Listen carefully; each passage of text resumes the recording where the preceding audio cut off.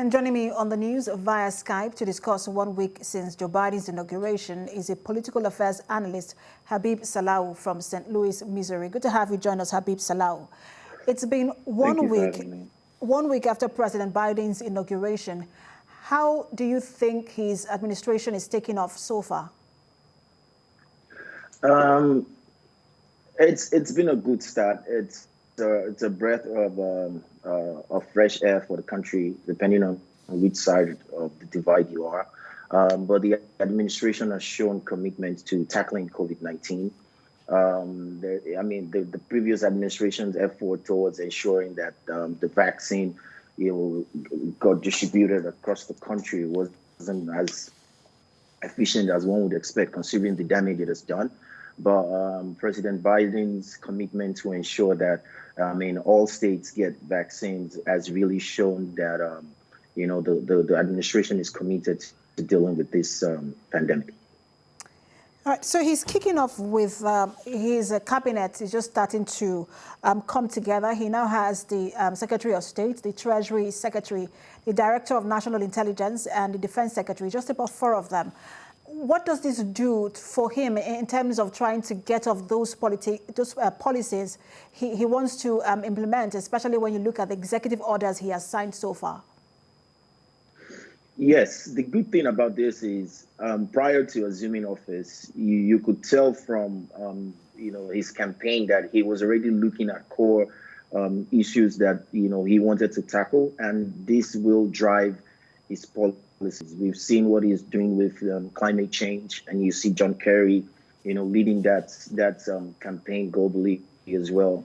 Signing an executive, getting us back into the Paris Accord, as well as climate change, justice reforms, immigration. So it's clear the things that he mentioned he was going to do during the campaign, he has pretty much put his boots on the ground and is committed to getting those things done. And those, you can see how they are influencing his political appointments.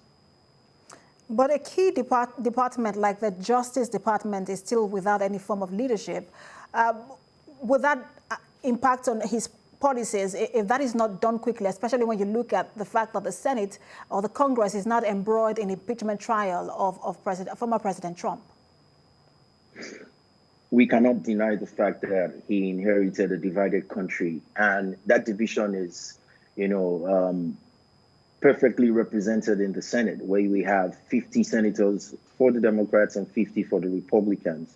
I'm sure if you've been following lately, you can see that Mitch McConnell is really ready to, stretch his power as much as he can, just to frustrate a lot of efforts that the Democrats may bring to the Senate. So I would expect that over the next, the remainder of whatever is left of the 100 days, that there will be some consultations between both sides to ensure that we have a successful transition. And when I mean transition, I don't mean from government to government, but moving from where we are now to a place where at least everybody is clear on how we're moving forward. Justice reforms is key, but you remember that there are people, that are proponents of law and order, who believe that the system in place is good enough. So there will be opposition to that in some form from a lot of conservatives. But there are those who are also saying that, look, maybe the impeachment trial should commence after the first 100 days of President Biden, just to give him that strong foot to start with. Do you agree?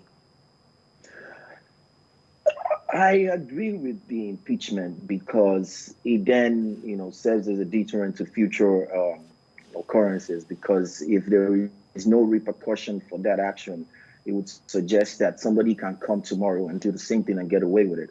But there are also arguments that if they continue the impeachment trial and possibly ban President Trump from running for office again, then they can as well go back to try President Obama and try different people based on different perceptions that they have concerning how they performed in office. But I feel that for in order to ensure that the system, as strong as it is, the institution as strong as it is, I believe they should move forward with the trial. It's going to be tough, and I'm sure that's why the Democrats are trying to get the cabinet in place before they the impeachment presents an impasse that would frustrate that part. And that, I mean, as much as we want to get that out to serve as a deterrent, I think it's more important that President Biden gets his nominations through Senate easily. Political affairs analyst Habeeb Salau, thanks for talking to us. Thank you.